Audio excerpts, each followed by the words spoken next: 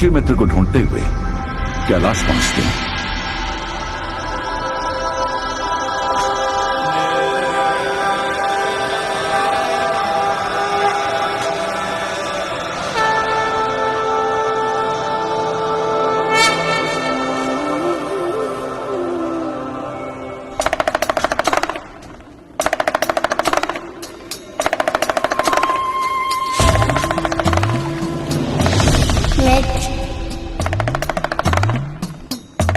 जानता महादेव के पीड़ा से द्रवित होकर आप अपने कैलाश में आ गए।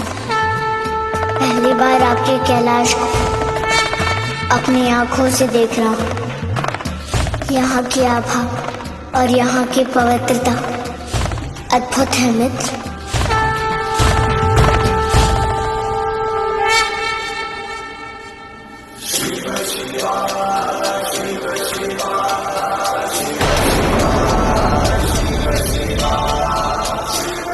बाहर आ जाइए मित्र, मैं आपको लेने आया हूँ। हम दोनों मिलकर आपके महादेव पुनः ढूंढने का प्रयास करेंगे।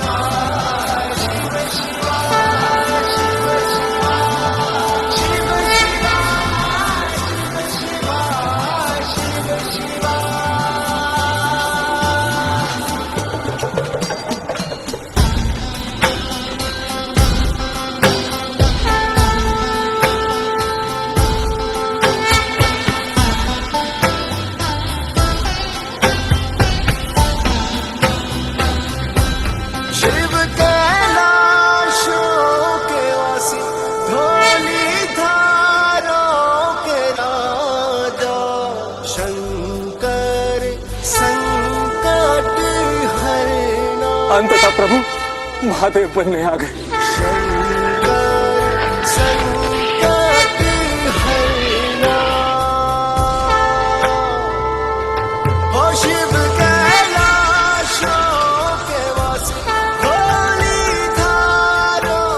क्या आप सब बता सकते हैं कि मेरी मित्र इस कैलाश किस भाग में है? वो दुखी है, मेरा उनके पास जाना अति आवश्यक है।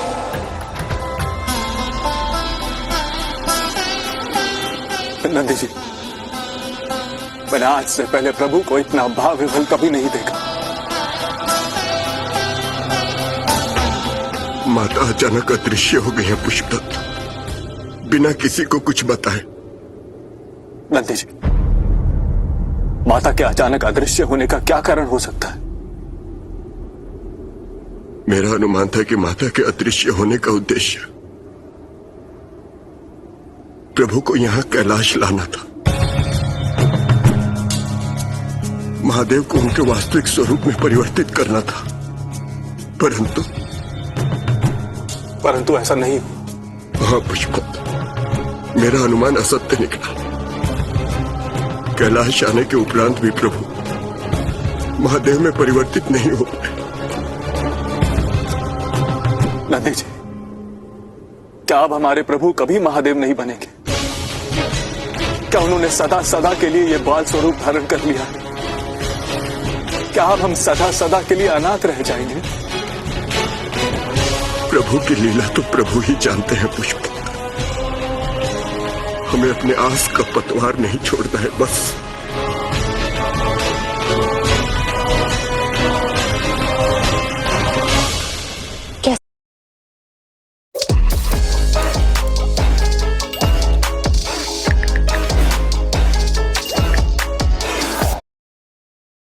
कैसी आंख मिचोली है ये।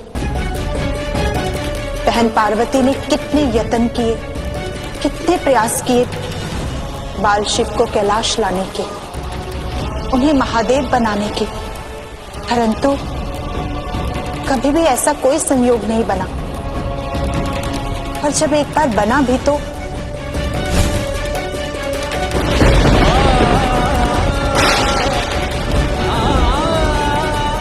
वो शमशान की सीमा रेखा से ही वापस लौट गए और बहन पार्वती की आस और प्रयास दोनों व्यर्थ हो गए। और आज जब बाल शिव कैलाश आ गए हैं तो बहन पार्वती नहीं है। यदि आज वो होती तो कैलाश को उनके महादेव अवश्य मिल जाते। क्षीर सागर को उनके नारायण और ब्रह्मलोक को ब्रह्मदेव। यही तो भाग्य की विडंबना है बहन सरस्वती, जिसे हम त्रिदेवियां होकर भी बदल नहीं पा रहे। आप सबने मेरे मित्र को देखा क्या? यहाँ आए हैं वो, देखिए ना, वो बिना कुछ बताए अचानक अदृश्य हो गई और मैं उन्हें ढूंढ पाने में असमर्थ हूं। कृपया मेरी सहायता कीजिए।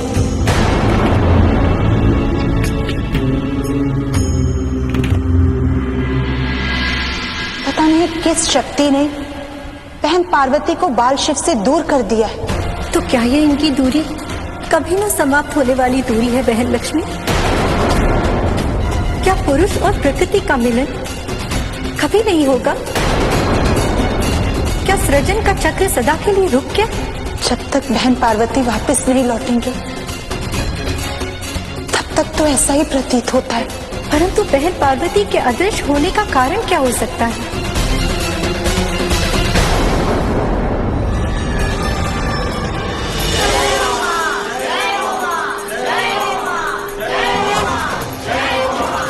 ऋषि कात्यायन माँ का भक्त नहीं हुआ इस संसार में, और ना ही कभी इनके जैसा कोई भक्त होगा कभी। तभी तो आज माता की विशेष पूजा जो रखी है उन्होंने।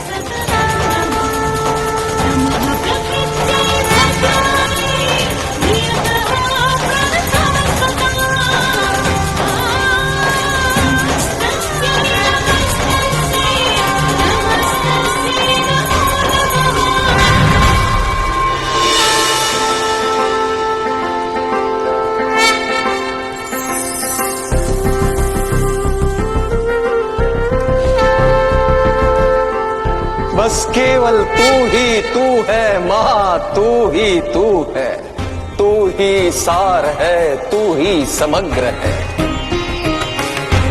तू ही सृजन, तू ही संहार है। बस केवल तू ही तू है माँ, तू ही तू है, तू ही एक सहारा है माँ, तू ही एक सहारा है।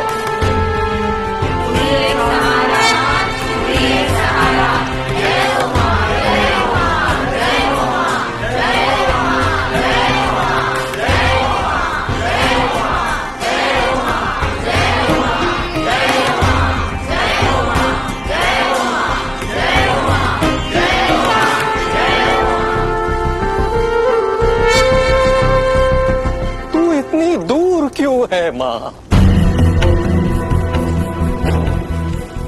हमारे पास आ माँ, हमारे पास आ। अपनी ममता दया करुणा से हमें स्निग्ध स्नान करा। माँ, कोई सांसारिक माँ अपनी संतान की पुकार पर दौड़ी चली जाती है सब कुछ छोड़कर। तू तो जगत जननी है माँ, सबकी माँ है तू, और फिर भी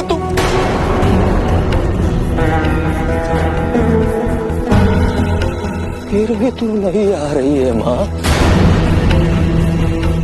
इसका अर्थ ये हुआ कि कमी तो हम में, माँ की संतानों में है। क्योंकि पुत्र कुपुत्र हो सकता है परंतु माता कभी कुमाता नहीं हो सकती। इसलिए तुम्हारा ये कुपुत्र कात्यायन तुम्हें आज पुकार रहा है माँ। हे माँ,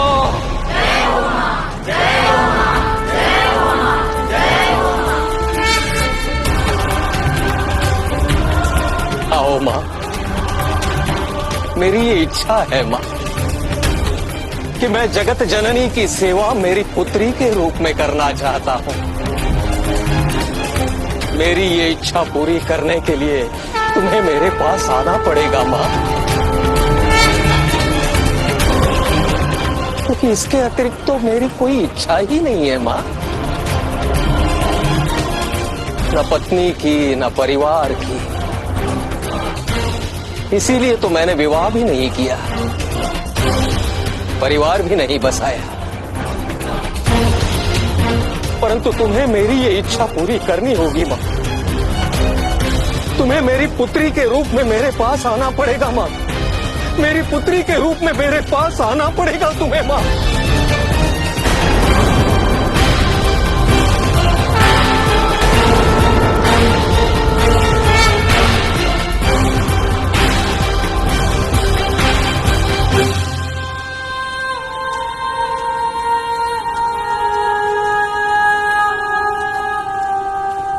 तुम्हें मेरी पुत्री के रूप में आना पड़ेगा माँ,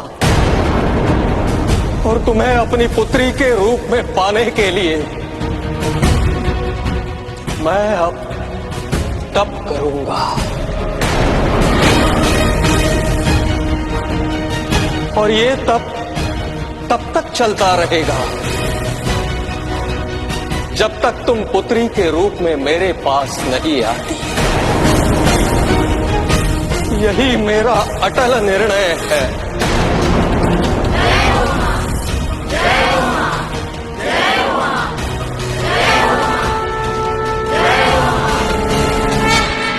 आप सब मौन क्यों हैं?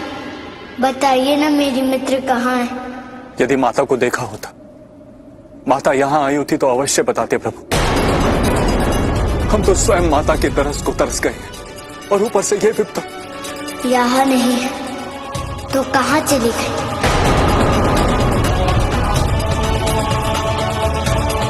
कहाँ जा सकती है मेरी मित्र? प्रभु, आप तो ध्यान लगाकर सब कुछ देख लेते, एक बार ध्यान लगाकर देखिए ना, माता कहाँ है? यहाँ आने से पूर्व ध्यान में जाकर उन्हें देखने का प्रयास किया था पुष्पदंत जी, परंतु देख नहीं पाया उन्हें। जब नंदी जी ने ये देखा तो मुझे यहाँ आने को कहा। मैंने भी सोचा कि कैलाश तो उनका घर है, तो अवश्य यहीं आई होंगी।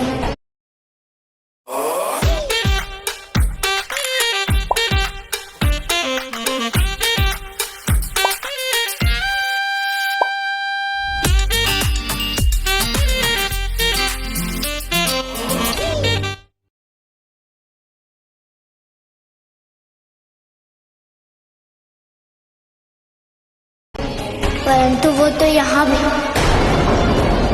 प्रभु, मैं तो आपको ये सोचकर यहाँ लाया था कि आप कैलाश की धरती का स्पर्श पाते ही महादेव बन जाएंगे, परंतु कहां सफल हुई मेरी सोच। कहां बने आप महादेव प्रभु।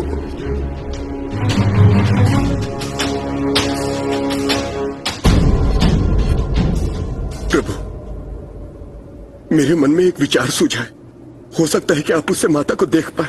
कैसा विचार आया नंदी जी? शीघ्र कहिए। आप महादेव के ध्यानशिला पर बैठकर ध्यान लगाइए प्रभु। हो सकता है कि उस पर बैठकर आपके ध्यान करने से माता आपको दिख जाए।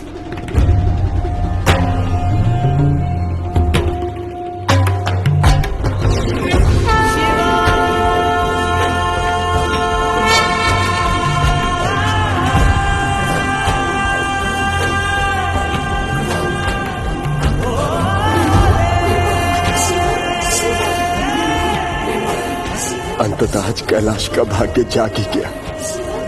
आज सारे संसार को सत्य सनातन शिव मिल जाएंगे। विरह की वेला और प्रतीक्षा की समाप्ति, दोनों का पल निकट आ गया है आज।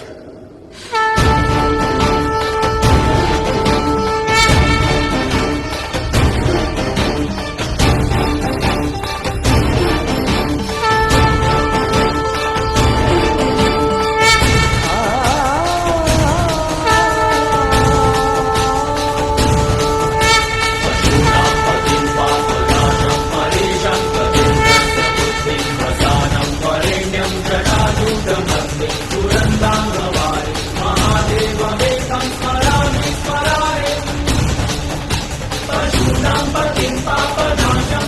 स्थान ग्रहण कीजिए प्रभु।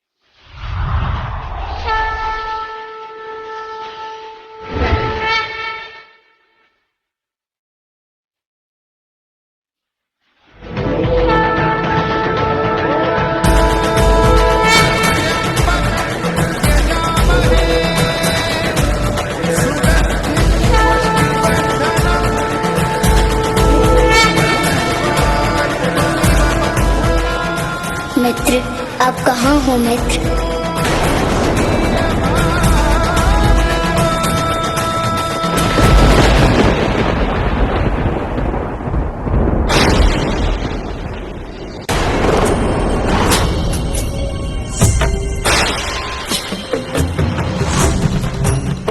ये क्या, प्रभु तो अब भी महादेव नहीं बने? तो क्या निराशा का ये अंधकार कभी नहीं छटेगा अब? ये तो घोर आश्चर्य की बात है। महादेव की ध्यानशिला पर बैठने के बाद भी बाल शिव महादेव नहीं बने। कदाचित ये बहल पार्वती के अभाव में हो रहा है, क्योंकि दोनों की संयुक्त शक्ति ही एक दूसरे को पुण्यता प्रदान करती है। मित्र, कहाँ हैं आप? मित्र, विरह की वेदना से बाहर आइए मित्र। विश्वास कीजिए, आपके महादेव आपको अवश्य। हाय बंधुरा, আমার নাম কৌশিক মণ্ডল, আমার বাড়ি কলকাতায়। আমি জুপি অ্যাপের সম্বন্ধে আমার বন্ধুর কাছ থেকে জানতে পারি, তারপর আমি ভাবলাম তো আমিও কেন চেষ্টা করতে পারি না। জুপি অ্যাপটা খুবই স্মুথ, জুপি অ্যাপটা ডাউনলোড করা খুবই সহজ, আর সেটা খুবই সেফলি আপনার মোবাইলে ডাউনলোড হয়ে যাবে। জুপিতে খেলে मिलेंगे।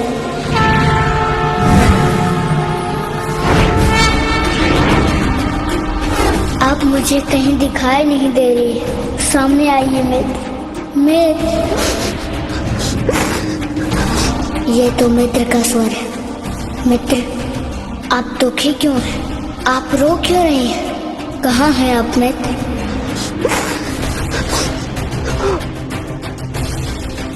मित्र, आप कहाँ हैं मित्र? कहाँ हैं?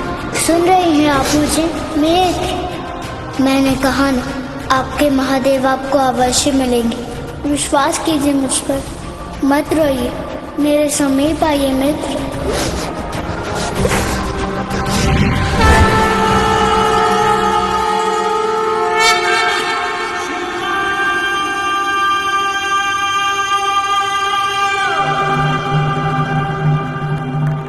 क्या हुआ प्रभु?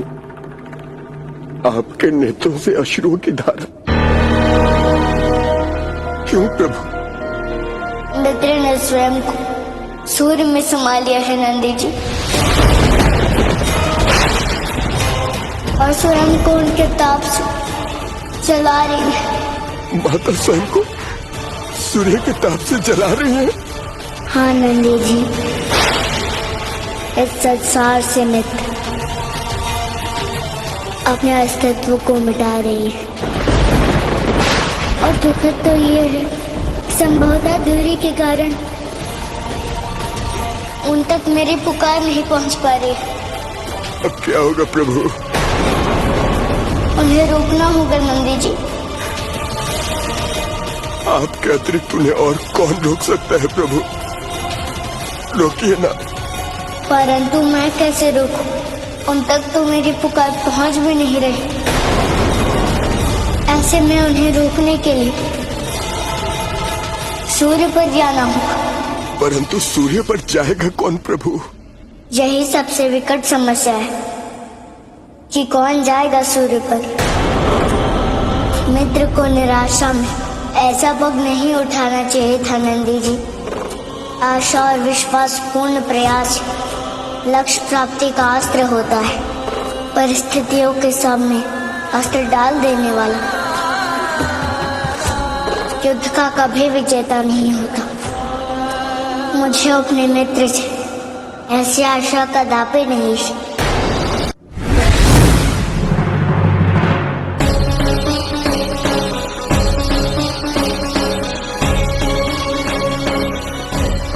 जीवन में जब आशा की किरणें क्षीण होकर समाप्त हो जाती हैं, तब ऐसे ही दुखदायी परिणाम देखने को मिलते हैं।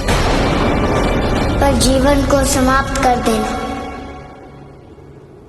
समाधान नहीं है देवी लक्ष्मी। किसी भी लक्ष्य को प्राप्त करने के लिए अस्तित्व में रहना अनिवार्य होता है।